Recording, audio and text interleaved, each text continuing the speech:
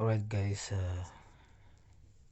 is the interview that was interviewed by the Channels TV with the President Muhammad Buhari of Nigeria, and several things they asked him. He was switching his speech and couldn't go straight to the point. When they asked him when they will release our leader Mazen Nnamdi Kanu, he said that Nnamdi Kanu is answering the call of what he did. I would love you people to watch this video with me.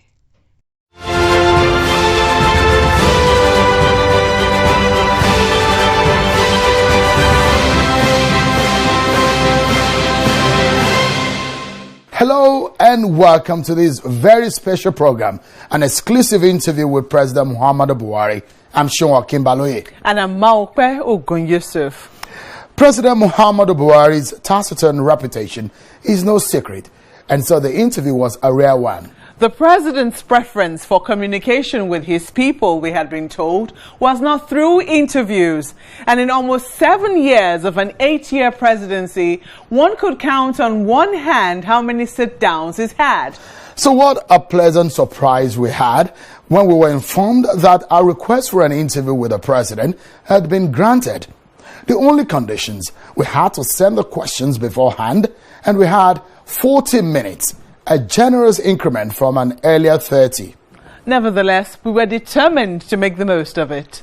Absolutely. The president walked in at about 8:30 p.m. to New Year greetings from my colleague and I. Greeting, Your Excellency, sir. Happy New Year to you, sir.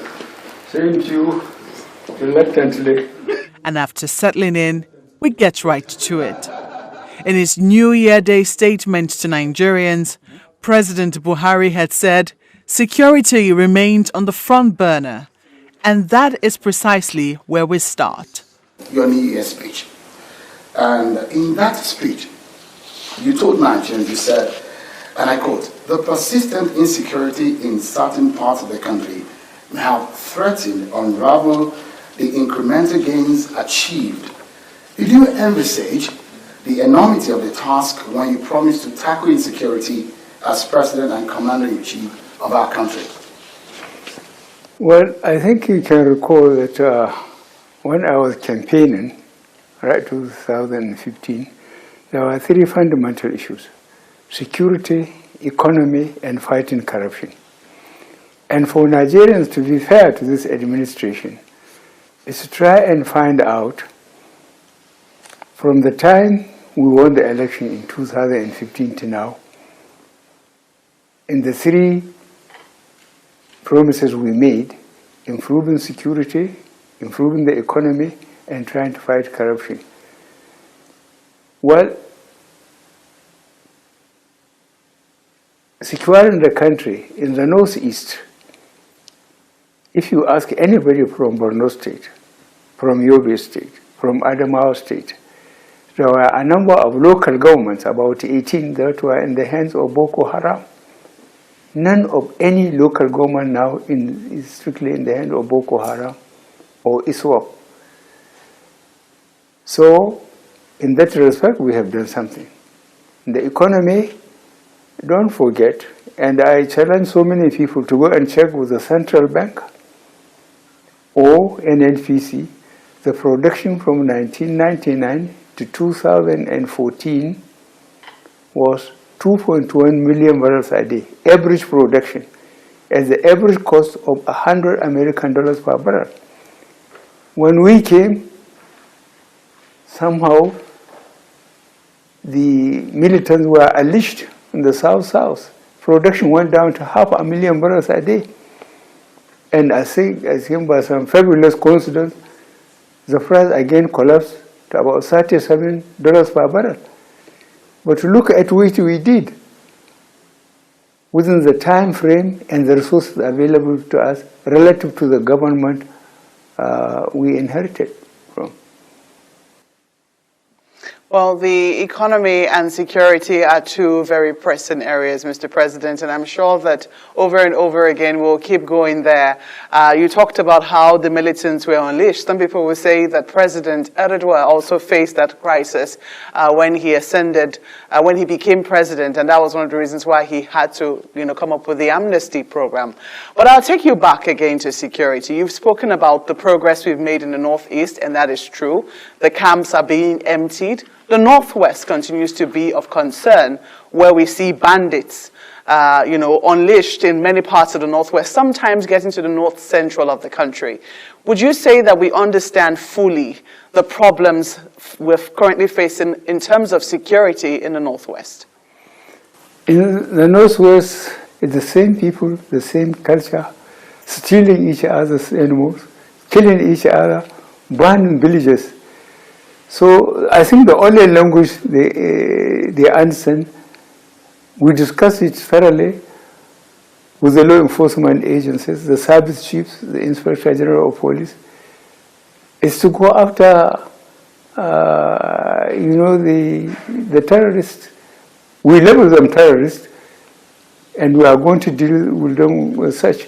And I believe if you go to those constituencies in the Northwest and North Central, within the last 4 weeks, there are improvements in the security. There is improvement in the security. It is true. I mean, because the farmers-herders crisis was one that was a big challenge a few years back, and maybe a few months back as well. It's come down somewhat, but some people are attributing it to the seasons. They think it's about the weather. And that now that we're entering the peak of the dry season, perhaps we could see a resurgence again. Would you say that we have dealt with that problem once and for all, or do you fear that it could rear its head again? We cannot do much about the weather, but about the security, we have taken steps, and we are seeing the results, and we thank God for that. For the weather, we can only pray and hope that the weather they are mentioning, the climate change and so on. Nigeria, we are very susceptible to such issues because of our population and the size of the country. Population is the size of the country. I made that reference to weather because, people believe that when things get dry up north, that's where you begin to see the herders coming down south, and that's when we see the resurgence of the conflict between farmers and herders. So that's why I made reference to the weather. Do you think that that has been sorted once and for all? Yes.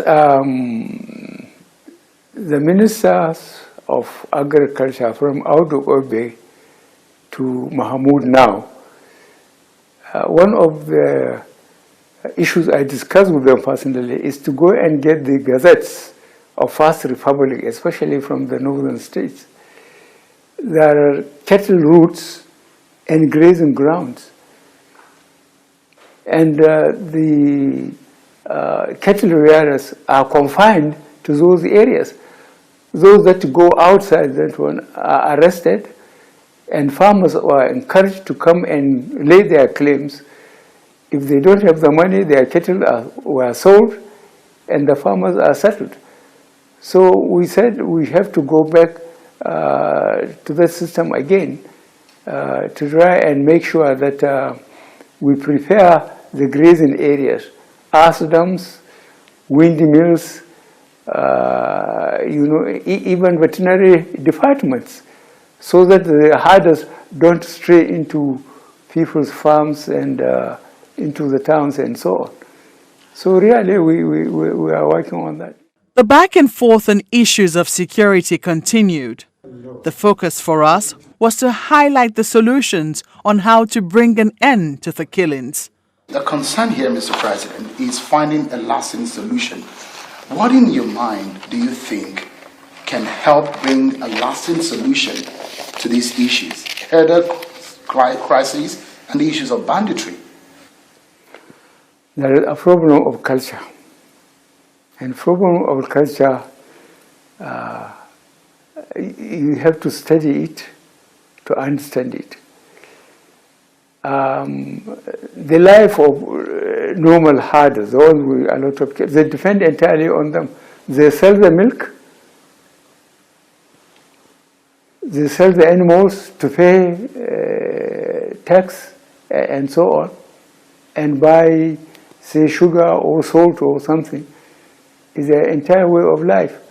So if those cattle were taken away from them, they normally become very wild, because that's the only thing they know. Is a cultural problem.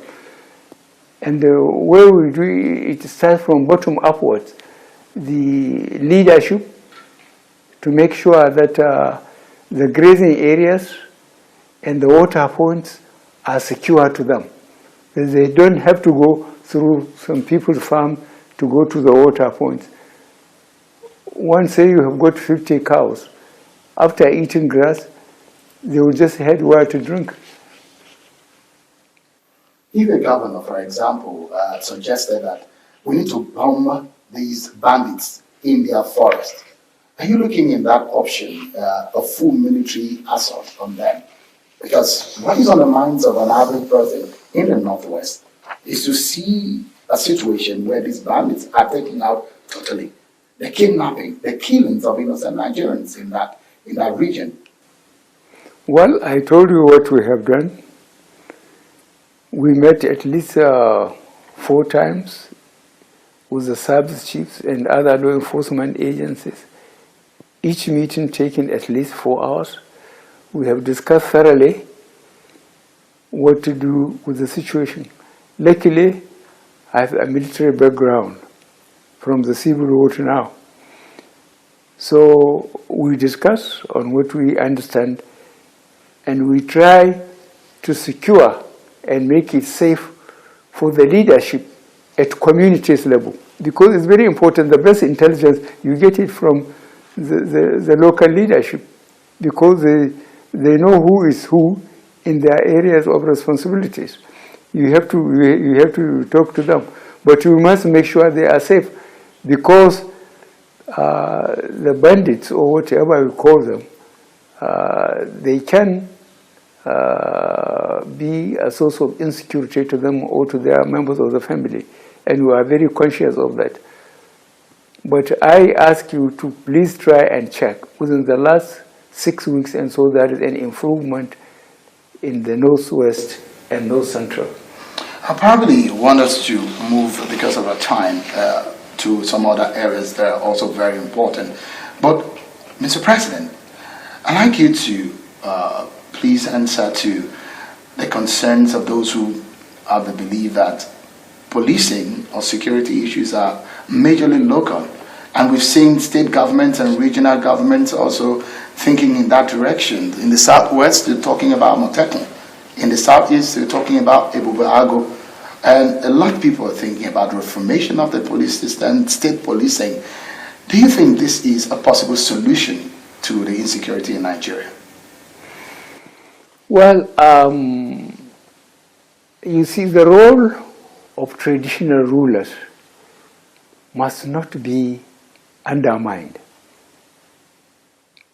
because in their areas, as I said, they know who is who, even by families, not even talk of individuals. So we have to revert to that system for us to have an effective security in the localities. For example, there were 2 governors that came to see me about problem, and I don't mind saying that the governors of Oyo State and the governor of this other state in Ondo, not Ondo, Oyo State and one other state. I said, because the herders were in their forests, but the animals were going into the neighboring farms and eat the crop. I said, as far as I know, the farmers and the herders have been coexisting in Nigeria. Let them go and ask the local leadership what has gone wrong, why the break in communication between the local leadership and the herders that come on seasonal basis, the route they follow. the forests they confine themselves to. Why are they now extending into the farms of people? I just sent them back because these things haven't been happening this year or last year or 10 years ago. For generations, people have been living like that. So the state policing is not an option? No, state police is not an option.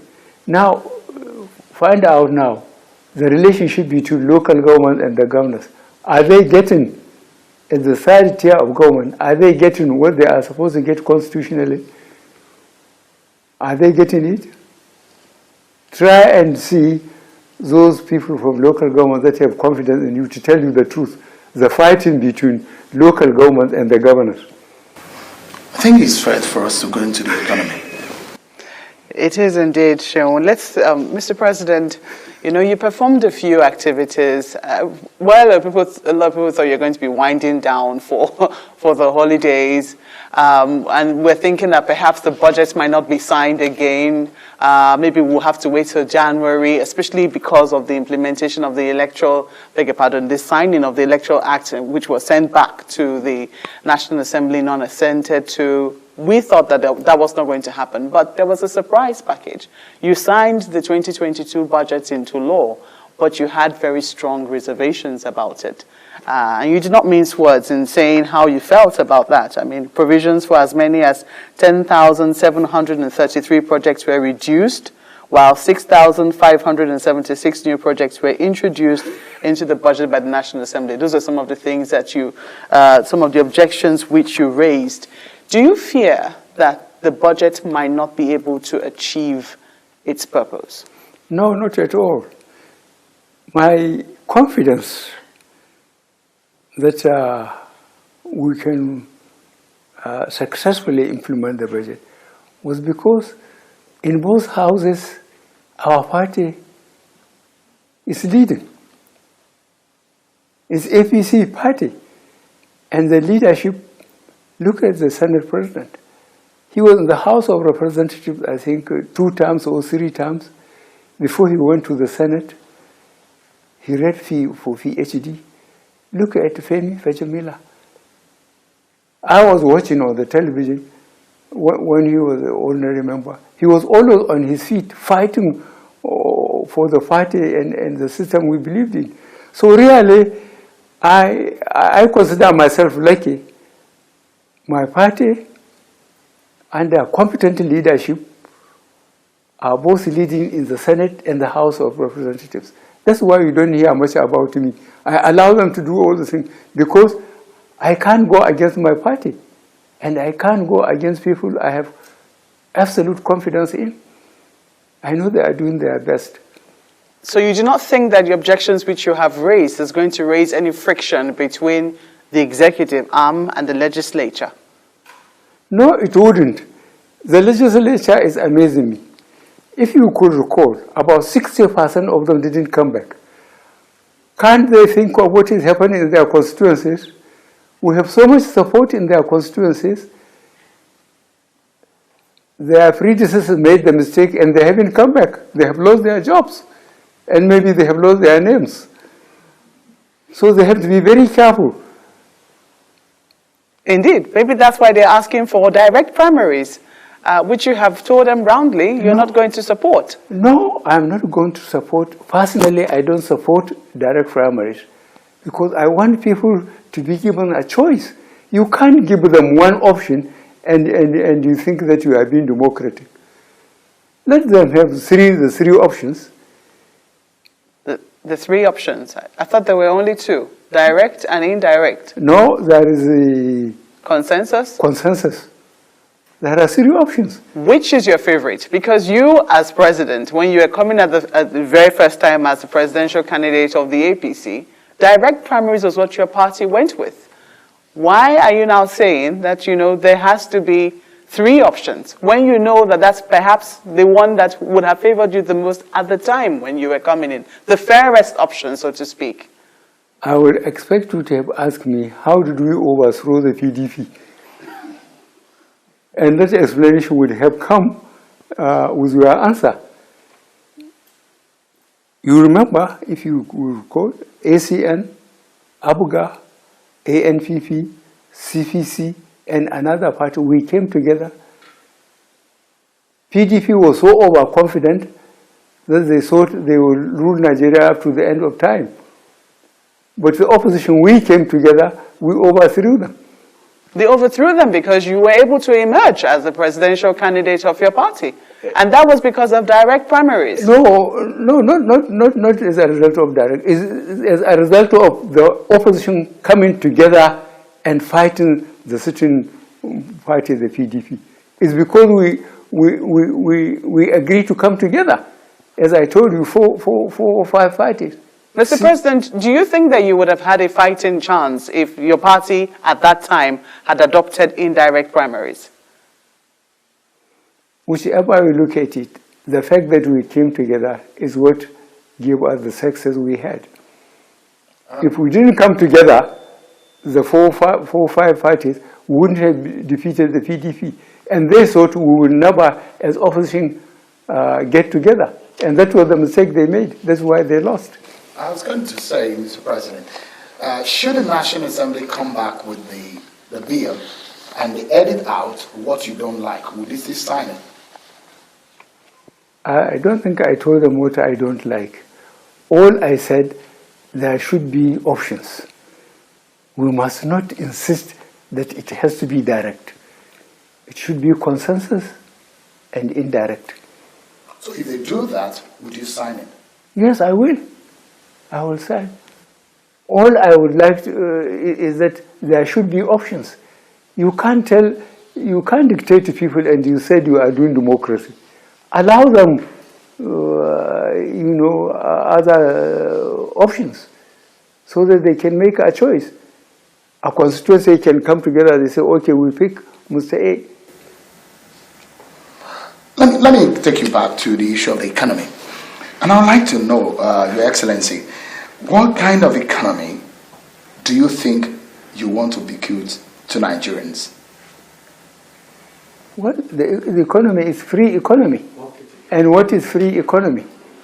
You allow people, to make sure that their industries are patronized. You have to stop smuggling. You have to stop developed countries dumping goods on your country. Because of technology, they can produce faster, they can produce more with less resources. So you have to protect your economy. That was why ECOWAS and any other organization, either within the system of ECOWAS or within Africa, we have to make sure that we have encouraged our own industries for employment, for using our own resources, and for security. Because we are so far behind in technology, if you allow dumping, I'm afraid unemployment, especially in the case of Nigeria, where we have a large population, you are going to have trouble. So when you announced today that Dr. Doyin Salami will now be advising you on the issues of the economy, what specific role would you, because he's the head of your Presidential Economic Advisory Council, in what specific areas do you want him to play? Is he going to double as the head of the Economic Advisory Council and the economic advisor? Yes, he's going to do that. He's capable of doing that. We have watched him. For example, the last time he briefed us, when I say us as the Executive Council, we found out that Nigerian arable land, only 2.5% of Nigerian arable land is being used. Yet people are shouting of unemployment. If we have invested more in agriculture, look, when we closed the border with Benin and Niger Republic, we stopped importation of rice. Now Nigerian, we produce the rice we need and we even export. Well, really, we have to exploit our own capacities. And Dr. Salami, it was fantastic. He is so committed, and economically, I think he's already a professor. We need him, and he's so committed and patriotic. Why has the provision of regular electricity eluded several presidents? The Buhari administration set out in the beginning to fix this. But what has now gone wrong? One of the former heads of state, between that time, was bragging that it spent more than 15 billion American dollars, not naira, on power. Where is the power? Where is the power? You once asked here in the villa, where is the power? Are you happy with where we currently are with the state of electricity in Nigeria? I am not, because I have identified that no country can develop without infrastructure. And infrastructure means roads, rail, power. These are three leading ones. And we are working very hard. When I say we, I mean this government, we are working very hard on the roads. Try to imagine what was happening even between Lagos and Ibadan 6 months ago and what it is now. And now we are doing from Lagos to Kano, the rail road from here to Kaduna to Kano. So we have to have that infrastructure right. And then Nigerians will mind their own businesses. But when the infrastructure is not there, the roads are not done, the rail is virtually killed, there is no power. What do we expect people to do?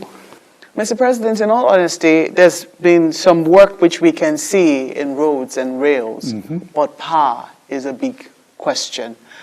We've been told we have 13,000 installed capacity. We've been told, TCN, as a transmission company, can do about 7,500. But we know that constantly, for a long time now, all we have had on the grid is 4,000 megawatts. What exactly is the problem with getting electricity, to increase and to the homes of Nigerians and businesses? Well, let us try to answer the problem first. TCN is 100% government. Sure. But we inherited what they call discourse. They almost divided the country almost based on geopolitical zones. What was the basis? I still couldn't find it.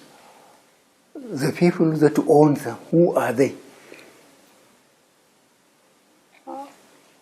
They are not electrical engineers. They don't have money. It's just a political favor. And to remove a system and reintroduce one is no joke. Luckily, we have the TCN, and that is transmission. And if we can get our technology right, with the plenty of sunlight we have, all we need are panels all over the place, and we cut the cost on transmission and the likelihood of sabotaging the lines and so on. You asked, we're still staying on the economy just for a few minutes. You announced an economic protection plan that of lifting 100 million Nigerians out of poverty in 10 years. Mr. President, where are we on that? How many people have been lifted out of poverty so far? I can't tell you offhand, but I am telling you that we are acutely aware that Nigerian population 35 years and below are the majority. And they don't care how government is going to make it, let them get job for them. But I've just told you that land, only 2.5% of the arable land is being cultivated. So we are going to turn our attention for the time remaining for us to agriculture, but clearing land, machinery, and so on. Probably, unfortunately, there is political problem.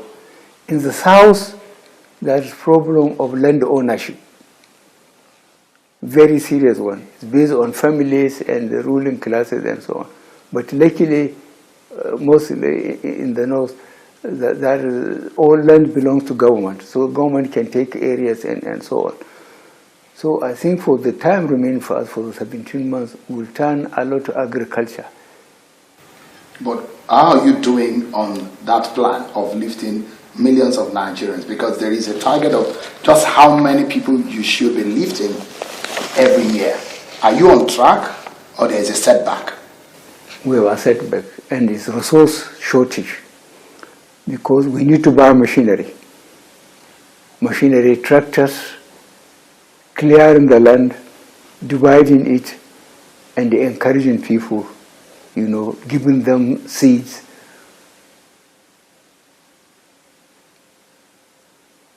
And fertilizers. And that costs money. There are a lot of Nigerians, millions of them, who might be watching this interview right now, Mr. President. I know a lot of them might be wondering just how well you understand their sufferings. The number of people who cannot put food on their tables, who are not even sure where the next meal will be coming from. How much of these pains would you say you are aware of? I'm absolutely aware of it. But as I said, look at the vastness of Nigeria. Only 2.5% of the arable land is being used. We realize it's rather too late, but we have to go back to the land. So we imagine that you'll be doing that very aggressively then? Well, we have started. Remember, people were depending on foreign rice before. Now we are exporting rice.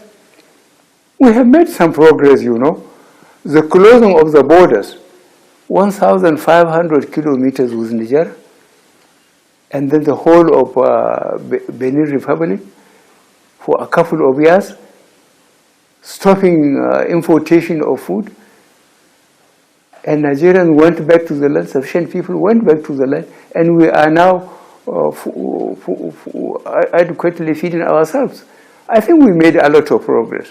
How do you intend to encourage people? Because a lot of people will say that people were already, expanding. The CBN, through its Anchor Boras program, made some progress in that regard. But there have been fears for their lives. Security has discouraged many from going into farming.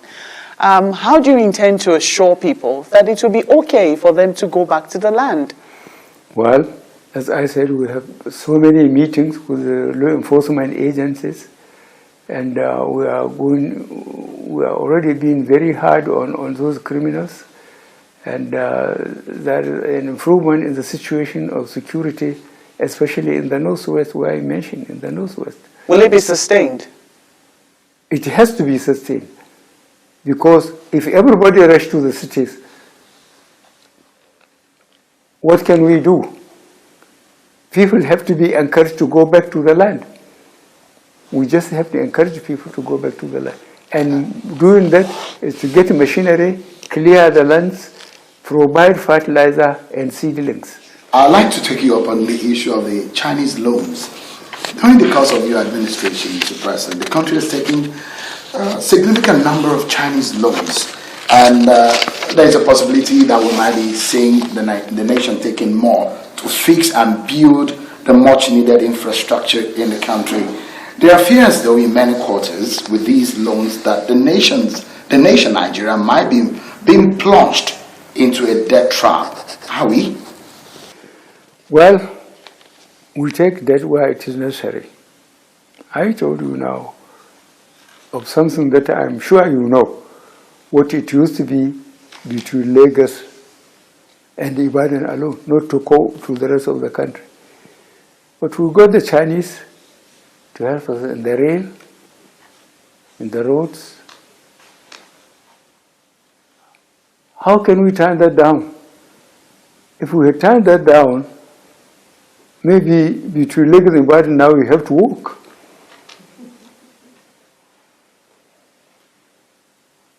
So the Chinese are welcome.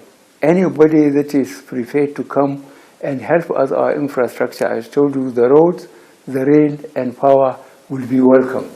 As much as I wanted us to move on from the economy, and when I was asking the question about the Chinese loans, one will wonder where the nation was when you took over office in 2015. Our debt stock at the time was about 12 trillion. Now it is about 32 trillion. Inflation rate was about 9%. It is now sitting about over 15%. Unemployment rate was about 8.19%. It is now 33.28%. Exchange rate was about 197 naira to a dollar. Is way over 400 naira to a dollar. So people will look back, economically speaking, and say, look, before you took over office, some of these indicators were fair, and now the figures are not friendly at all. Well, I'm not sure how correct the calculations are, but all I know is that we have to allow people to get access to the farms. As I said, we just have to go back to the land. We have to go back to the land. What we have done so far, as I said, we have achieved some successes. And people ought to measure our successes vis-a-vis the problems when we started. You have given your figures as you calculated. But the important thing is this, that the farms that produce machinery and so on, tractors and so on, we have to build the infrastructure. And we have identified the infrastructure we need. We have to make the rail working. We have to make the roads. And if you have listened to the Minister of Works and Housing, how much of the roads we have built and rehabilitated, and how much of the rail we have done. And if you talk to the Minister of Transportation, the planned transportation from Lagos to Ibadan, then to the east, then from Port Harcourt to Maiduguri, and then from here to Kano, and even up to Niger. I think we need to appreciate what we have done with what we have within the time we have been here. Maybe in 2014 and so on, I told you from 2014 to back to 1999, how much we are earning. And the problem now, petroleum industry is becoming more complicated and unreliable, let me put it that way. No doubt, the issue of Nnamdi Kanu and the indigenous people of Biafra, IPOB, could be a touchy one, and Igbo elders will be looking forward to an update on their meeting with the president. Yes, he obliges and gives a status report. Recently, you told a delegation of Southeast elders who visited you here in the villa that you would consider their request for the release of Nnamdi Kanu, the leader of the proscribed indigenous people of Biafra, IPOB. Do you have any update on that? There is one institution that I wouldn't dare interfere with, that is judiciary. Kanu's case is with the judiciary. But what I wonder is when Kanu was safely in Europe, abusing this administration and mentioning too many things, I never thought really he wanted to voluntarily come and defend himself on the accusation he has.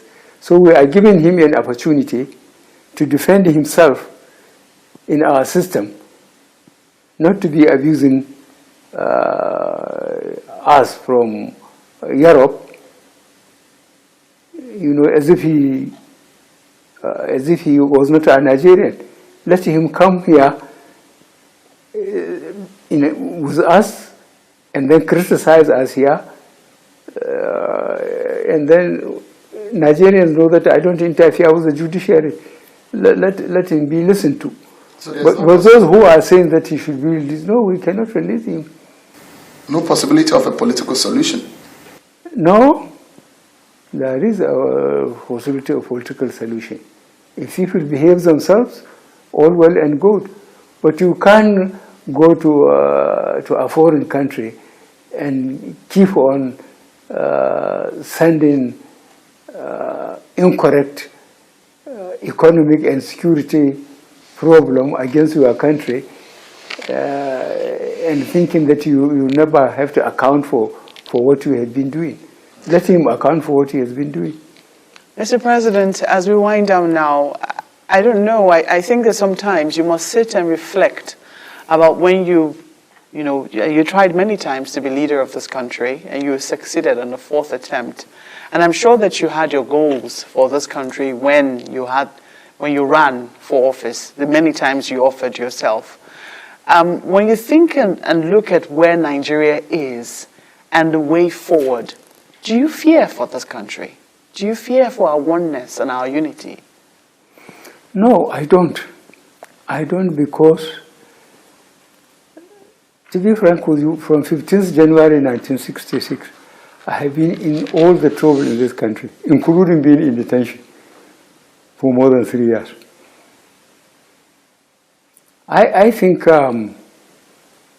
Nigerians, they make noise, I think, to get a better deal, but they know that we are better together than separate. I sincerely believe in that.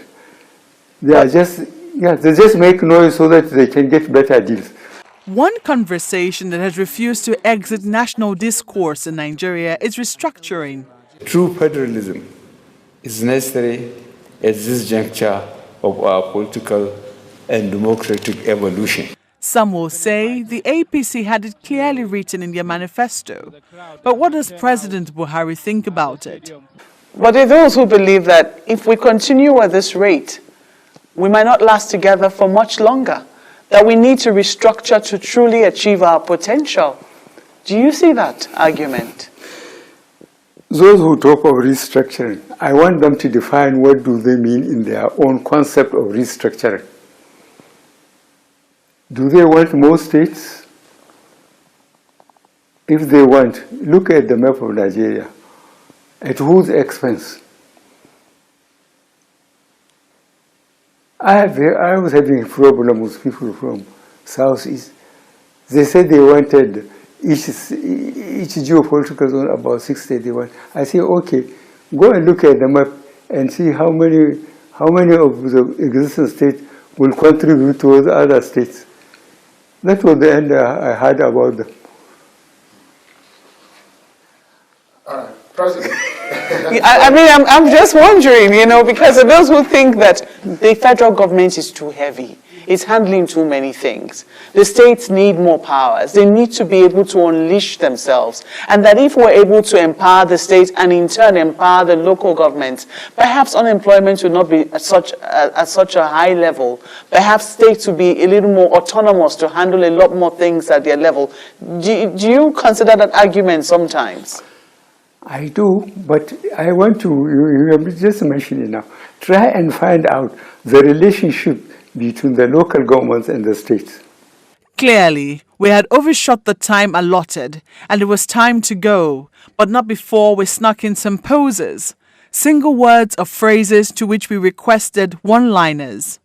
Mr. President, as we wrap up now, I'm just going to quickly get your immediate reaction to the following phrases. All we're going to ask you to do is that for these last words, which we will say, tell us what comes to mind, maybe in one sentence or two. And the first one is Nigeria's young people. Nigeria's? Nigeria's young people, the young people of Nigeria. What comes to your mind when you think of them? In one or two sentences. I wish when they go to school, when they work hard, when they earn the degree, they don't do it thinking that government must give them a job. You get educated because an educated person is certainly better than an educated one, even in identifying personal problems. So education is not just meant to hang on to government to give you a job, and what the colonials indoctrinated on, to have a car, to have a house, and to start work at 8 o'clock and close at 2 o'clock. No. All right. Another word, another phrase is PDP. What comes to mind? when you hear that word? PDP. Failure. What about Lagos-Ibadan Expressway? Well, look at it. Is it not on? Lagos-Ibadan. As I said, if we hadn't put the Chinese and get some people to work for us, you would have been walking that distance by now. Another one is the second Niger Bridge. Yes. What comes to mind when you hear that word? Well, go and ask the people in South East. They are celebrating it before it is even completed. Because it is giving them another route, to get to the other parts of the country. INEC? INEC? Mm-hmm. Are you criticizing a professor? I think the professor is doing his best. He has already told us about the elections that are coming in some of the states before the general election in 14 months' time or so. 2023 elections. Mm-hmm. 2023 elections. What comes to your mind? It's not my problem. You're not going to be interested in who succeeds you? No, let him come, whoever it is. All important things, I made sure that they are on record. Nobody should ask me to come and give any evidence in any court. Otherwise, whoever it is, he will be in trouble. Because all important things are on record. I made sure about that. Important issues are all on record. You don't have any favorite for 2023 in your party? No, I wouldn't, because he may be eliminated if I mention it. I better keep it secret. The last phrase, Mr. President, is your legacy. Well, I think my legacy is that I try to make sure that we conducted ourselves with integrity. That means we stopped all the stealings as much as the system can allow. We stopped with appropriation. And for Nigeria, that is very, very important. The expectation from Nigeria, I tell you, is a young population. The expectation is so high that we must make sure that the resources are managed properly and that they understand resources are being managed properly. If they rebel, there will be trouble. A lot of trouble. And then it was a wrap. Your Excellency, President Muhammadu Buhari, many thanks for giving us this opportunity to speak with you. Thank you so much indeed. Thank you for punishing me. Yes. Mr. President, it was a pleasure meeting you. Thank you so much. We truly wish you. Come and remove your this.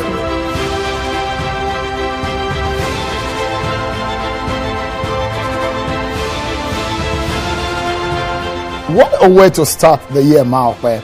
Perhaps as we start 2022, the political year, we might see more of this from the president. It's fingers crossed, Shaun. Indeed. Fingers crossed. Yeah. But certainly one to look forward to. Thank you so much for watching. And again, Happy New Year, everyone.